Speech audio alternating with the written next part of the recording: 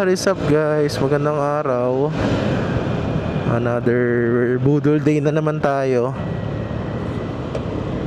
So for today's video guys, pakabit na natin yung panapos sa ating CVT. Although mukhang second to the last kasi may kulang pa isa. Pero for now yun muna. Pakabit tayo ng clutch assembly tsaka bell. So papunta ako ngayon sa Nuovo Scoforza dito sa may Cainta. Doon na lang tayo pakabit. So yun today, vlog lang ulit tayo. Vlog ko lang yung pagpapakabit natin, yung procedure ng konti siguro, yung mga nagastos. So yun lang, current update lang ulit sa CVT natin. Naka-variator kit na tayo ng Polini. Naka siya ngayon, currently 12 grams na bola. Tapos napalitan ko na din yung center spring ng Malossi na 1000 RPM. So yun pa lang ngayon. The rest stock, yung clutch assy, yung bell, yung torque drive stock din. So yun yung i-upgrade natin today. Ginawa ko kasi unti-unti lang para makikita ko yung difference along the way. Para alam mo yun, makikita mo din yung difference, makikita mo ano yung gusto mo sa hindi, ano yung mas prefer mo dun sa una, at yung ano mas prefer mo dun sa before and after. So far dun sa unang na-upgrade na variator kit, nagustuhan ko yung arangkada, kaya lang walang dulo. Low to mid okay. Pero pag pumalo na siya ng mga 70-80, wala, mahirap na siya paangatin, as in gapang na. So kaya ako nagpalit ng center spring. So nagpalit ng 1000 RPM. Okay naman, na lessen ng onti yung arangkada. Hindi siya yung gigil sa low RPM. Mas naging linear yung takbo niya, tapos mas nakaka 100 na. Pero feel ko mayroon pa siyang kayang ma-improve pa. So tignan natin kung ano magiging resulta after mapalitan ng clutch assembly tsaka bell. So Malossi pala napili natin since isa na yung sa pinaka-reliable tsaka Italian. Pero marami pa ako nakikita na lumabas na magaganda din. Pero yun lang nakita ko, matry lang naman. Kasi ang maganda naman sa community ng Vespa, ang dali mag-buy and sell ng parts. Gabili ka, magsawa ka onte, benta mo at a lower price. May bibili pa din. So ayun, try lang natin yung Malossi. Actually sa friends ko naman, yung sa nag-try ng TSMP pero ngayon naka-HRC siya na kalkal. Pero hindi ko pa na-try. So yun, try ko muna yung Malossi kung okay sa akin. Pero so far nung pinalitan ko yung variator tsaka center spring, okay naman na sa akin. Sa totoo lang gusto ko lang din try. Baka may mas maganda pa maging resulta yung pagpalit ng clutch assembly tsaka bell, diba? Kasi importante lang sa akin talaga guys, nagawa 100. Kahit 100 lang, hindi ko kailangan ng 110, 115, 120. Gusto ko lang nagawa 100, tapos mabilis makuha yung 100. Kasi feel ko sawa na rin ako sa mabilis. Kasi na-try ko naman na din mag big bike. So okay na tayo dun sa scooter gaming lang. Hindi ko din kailangan ng mabilis, basta nagawa 100. Hindi mo din naman may-utilize sa kalsada dito sa Pinas. So feeling ko lang yan tatlong bagay. Una, maganda yung arangkada pang overtake. Pangalawa, nagawa 100 ka para yung pag long ride, ganyan, pag may mga kasabay ka din ng mga ibang scooter, makakasabay ka, makakahabol ka. Tapos pangatlo, yung linear lang yung takbo, kumbaga as much as possible wala na ako compensate. Kumbaga linear siya simula low hanggang pang dulo, 'di ba? Walang nasa-sacrifice. So yun, feeling ko yun lang yung tatlong importante. So yun lang, syempre guys, alam niyo naman, pag may ginalaw ko sa anything sa CVT o makina, expect mo lang na syempre tataas yung consumption. Pero nung last time na nagtagaytay kami, tinry ko kasi na naka-open pipe, walang DB killer. Pakaramdam ko ang lakas sa gas eh. Yun lang eh, naka-variator kit yung time na yun, na 12 grams bola, tapos center spring. Parang yung full tank ko, tansya ko 200 to 220 kilometers lang ang tinakbo na-traffic kami papunta, pero nung pauwi paspas kami, maluwag yung kalsada kasi nabot na kami ng madaling araw eh. So feeling ko medyo malakas siya sa gas. Kaya ngayon ang itatry ko, naka DB killer naman. Tingnan natin kung gaano kalayo yung range na makakabot ng full tank. Ginagawa ko lang by reset ko yung trip meter na 2 from the time na nagpagas ako, tapos ilan yung kilometer na mariread. So yun guys, may niluluto din kami susunod na road trip. Abangan nyo na lang sa susunod. Pero baka kami Quezon ulit. Kasi yung isang tropa ko naka Vespa, yung Vespa na black, tsaka yung naka green din, di pa nakakapunta ng Quezon. So ride out tayo doon, scooter gaming ulit. Niisip ko kung gamitin ko yung ADV ko eh. Hindi ko pa na-try yung ADV ko sa malayuan eh. Parang ang comfy dalhin eh. Tignan natin. Nasyon pala, may isa pa akong budol na gusto matry, yung Corsa seat na upuan. Isang tropa nakagano yan eh, si Richmond, yung naka-green na Sprint. Hindi ko pa natatry i-drive eh, nahihiya ako eh. Kaya mo sa third ride, makapal na mukha ako. Third meet na eh. Sabi ko sa kanya, try niya yung akin na naka-variator kit na para malaman niya yung difference.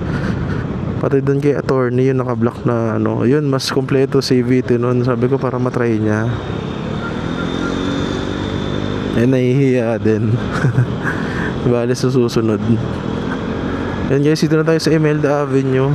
Paano na tayo, Marcos? Malapit na tayo dun sa Nuovo. 4:45. Tayo guys sa Nuovo. Sana wala silang gawa.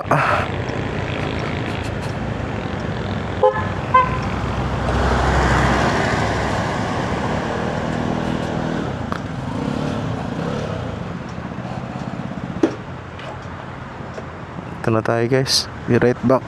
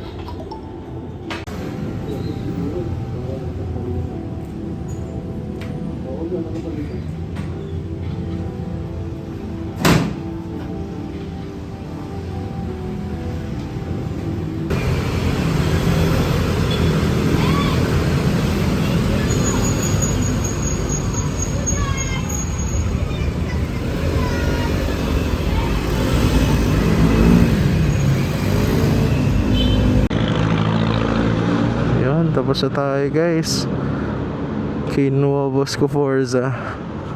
Thank you ulit Nuovo. At kay Sir Jun ata yun, yung owner. Buti ang bilis lang. May kikitain kasi ako ng 6. Wala pang 30 minutes, nasalpak na. Pinalamig lang ng onte. So ngayon, observe din natin yung takbo. Kamusta? Kaya nag-vlog na rin ako. Pero mamaya natin matetest yan sa Marcos Highway. So yun, mura lang din yung single sa akin. 500 lang yung labor. Pwede na. So far, ganda torque eh. responsive yung throttle niya. So testingin yung dulo eh, kasi yun na lang yung issue ko eh. Pero so far maganda, mabilis umakyat. Ayan o.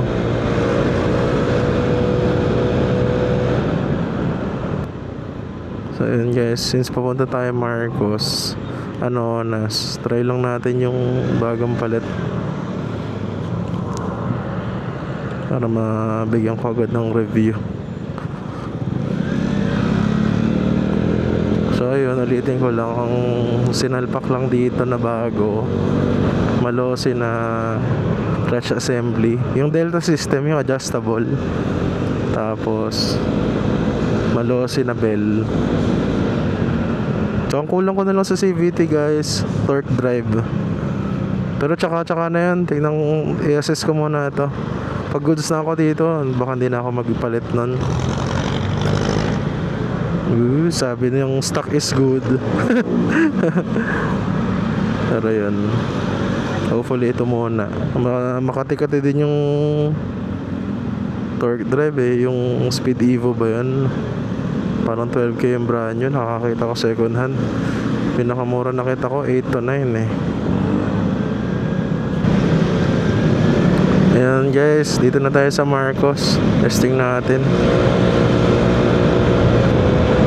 Doon tayo banda sa mga luwag-luwag banda. Well, so far parang malaki naman yung pinagbago. Mas mabilis siya tumaas ah. Pili ko lang, pero try natin pag maluwag. Ayun, mas na siya, responsive. Ganda ng arangkada oh. Konting pigama lang, sumisiba talaga. Saka ang ganda pang overtake oh.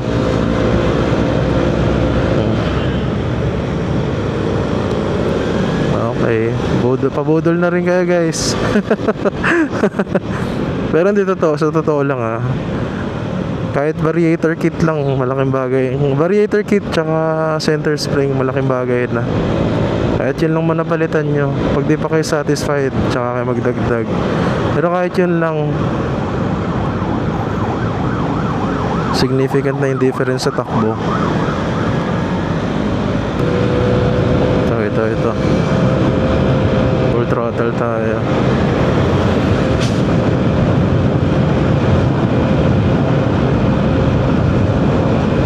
Basta bilis na siya mag 100 ha. Ang dami ko pang sasakyan, halangan pa ako nyan. Basta bilis siya mag 100. Okay na ako dito.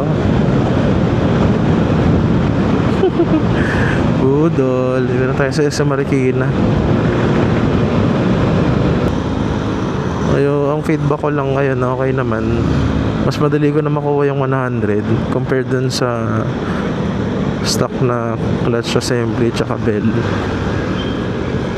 Hopefully ma-long drive natin, baka sa weekend ihabol ko na lang.